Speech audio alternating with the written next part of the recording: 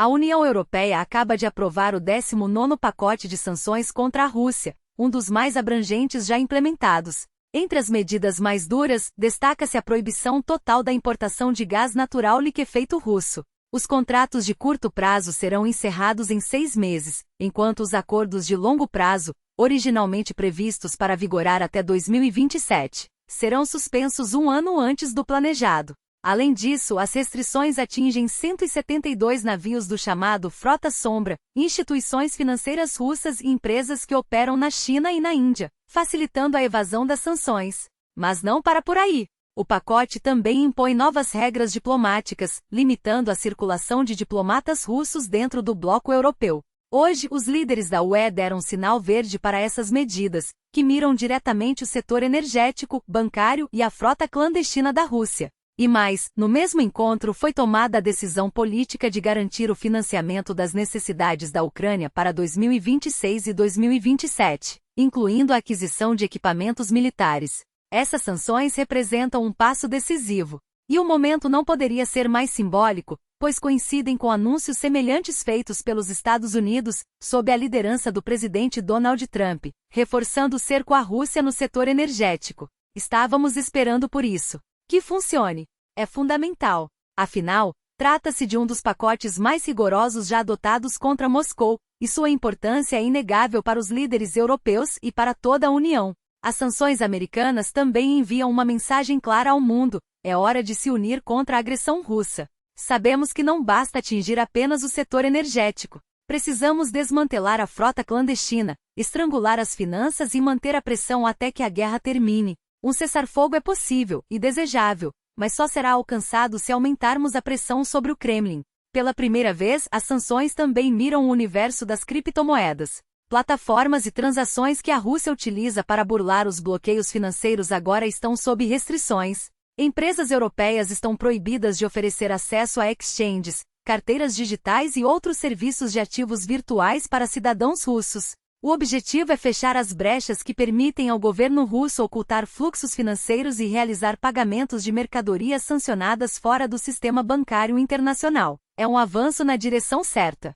A coordenação com os Estados Unidos é um marco. Este é o primeiro pacote significativo de sanções americanas contra a Rússia desde o retorno de Donald Trump, e sua força simbólica não pode ser subestimada. Estou satisfeita com o avanço do 19º pacote, pois precisamos manter a pressão sobre Moscou para que haja disposição para negociar a paz. Ao mesmo tempo, devemos continuar apoiando a Ucrânia, e espero que em breve os líderes europeus aprovem medidas concretas para sua reconstrução. No Conselho Europeu, decisões cruciais estão na mesa. Meu recado aos colegas é claro: apesar das divergências internas, meu país, a Eslováquia, reafirma seu compromisso com a Europa, baseada no Estado de Direito e na democracia. Queremos demonstrar solidariedade à Ucrânia e dar uma resposta firme à agressão russa. A UE saudou as novas sanções dos Estados Unidos, classificando-as como um passo essencial para aumentar a pressão sobre Moscou. Os líderes europeus acreditam que a ação conjunta com Washington potencializará o impacto das restrições, desferindo um golpe duro na máquina de guerra de Putin.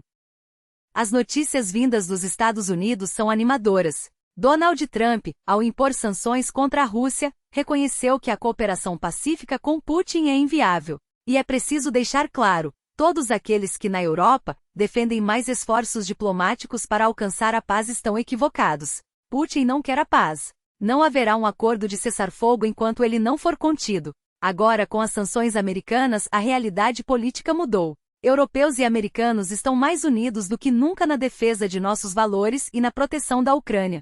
Trump fez de tudo para apaziguar Putin, oferecendo concessões. A resposta? Bombardeios a Kiev, ataques à Estônia e à Polônia. O que vimos no verão passado deixou claro o verdadeiro rosto do Kremlin. Não adianta tentar agradar Putin com diplomacia ingênua. A realidade no terreno mostra que a pressão dos Estados Unidos precisa ser intensificada. O que foi feito até agora não foi suficiente para mudar a postura de Moscou ou iniciar negociações sérias por uma paz justa e duradoura.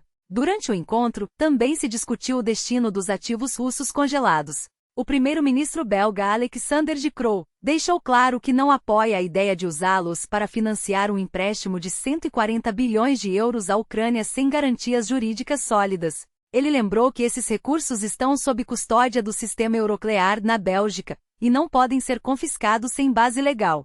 Segundo de Croo, nem mesmo durante a Segunda Guerra Mundial ativos imobilizados foram tocados. O político belga defende que, caso se decida pelo uso desses fundos, a responsabilidade deve ser compartilhada por todos os países da UE. Estou ansioso para debater o tema dos ativos imobilizados. Há uma diferença crucial entre congelar e confiscar. A proposta de transferi-los para a Ucrânia exige uma base jurídica robusta. Não é um detalhe. Mesmo na Segunda Guerra, ativos imobilizados permaneceram intocados. Se quisermos dar esse passo, precisamos estar preparados. Tenho 3 exigências. Primeiro, repartição equitativa dos riscos, pois as perdas podem ser enormes. Segundo, garantias de que, se for necessário devolver os valores, cada Estado-membro contribuirá proporcionalmente. Não é justo que a Bélgica arque sozinha com as consequências. Terceiro, todos os países com ativos russos congelados devem agir em conjunto. Se essas condições forem atendidas, poderemos avançar. Caso contrário, farei tudo ao meu alcance, no âmbito europeu e nacional, político e jurídico, para bloquear a medida. Devemos agir com cautela para evitar um efeito contrário. Se confiscarmos os recursos que hoje estão bloqueados, corremos o risco de permitir que a Rússia os recupere, beneficiando-a em vez de puni-la. Além disso, as empresas afetadas certamente moverão ações legais contra nós. É preciso transparência total sobre os riscos envolvidos. Entendo as preocupações com a solidariedade na divisão dos riscos. Todos concordam que nenhum país deve arcar sozinho com os custos. Se quisermos seguir adiante, a união será fundamental. Para garantir a segurança necessária à Bélgica e avançar com eficácia, precisamos implementar um mecanismo robusto e agir sem demora. É fundamental reconhecer, ainda, o valor dos sinais positivos que recebemos dos Estados Unidos em relação às sanções contra a Rússia. Nossa unidade neste tema é um sinal poderoso de força. A Rússia deve ser responsabilizada pelos danos causados à Ucrânia e arcar com as consequências, seja por meio do congelamento de seus ativos, seja pelo pagamento de reparações que permitam a Kiev defender seu território.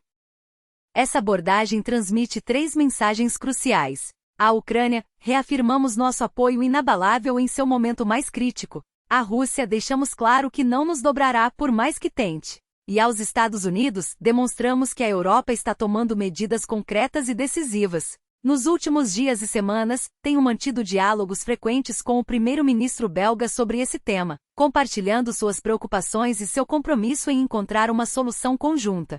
Por isso, espero que hoje avancemos de forma significativa. A questão da capacidade de defesa e do fortalecimento militar da União Europeia permanece no centro das discussões. A Ucrânia continuará a desempenhar um papel central nesse esforço, e a Europa está unida em seu apoio.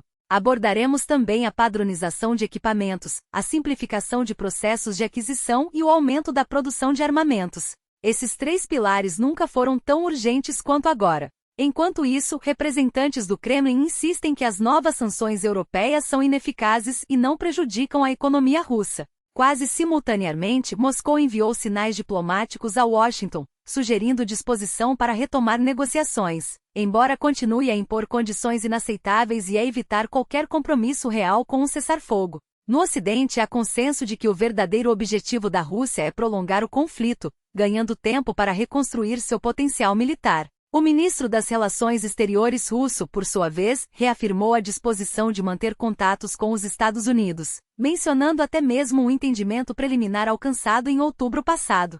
Segundo ele, o foco seria definir os parâmetros de um diálogo bilateral, abrangendo tanto questões multilaterais quanto o conflito na Ucrânia. Moscou espera que Washington continue a compartilhar suas motivações e estratégias, inclusive as ações públicas. No entanto, a Rússia deixa claro que sua política de regulação diplomática do conflito ucraniano permanece inalterada. As metas anunciadas em fevereiro de 2022, incluindo a neutralidade, o desarmamento e a desnazificação da Ucrânia, além de garantias para a população de língua russa e a proteção da Igreja Ortodoxa Ucraniana, seguem como pontos inegociáveis.